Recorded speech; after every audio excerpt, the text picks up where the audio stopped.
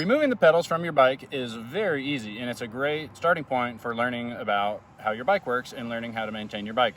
There is just one simple tool that we need to be able to remove the pedals off of our bike, and that is a 15 millimeter wrench.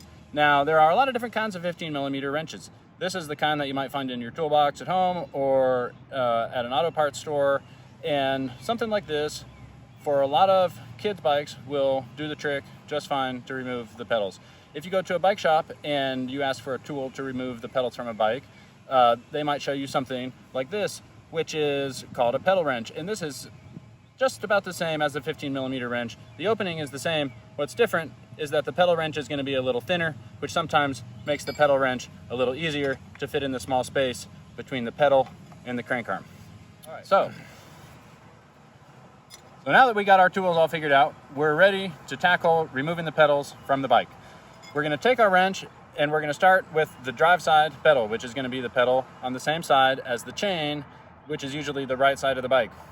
What we're going to do, we're going to put the pedal wrench right here onto the wrench flat on the axle of the pedal, and we're going to turn this right side pedal lefty-loosey to unscrew it, just like a light bulb. Righty-tighty, lefty-loosey. Once it's loose, we can use our hands to loosen it up the rest of the way.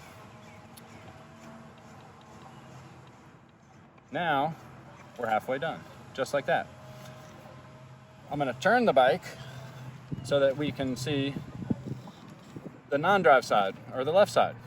This is where things get a little bit more complicated, but only slightly. The left side pedal, to keep the pedal from unthreading when you're riding along, is reverse threaded. So it's a left-hand thread. So instead of a lefty-loosey, this pedal is going to unscrew righty-loosey. So we're going to take our pedal wrench, put it right here on the pedal, and we're going to turn it to the right, and it's going to start to unscrew.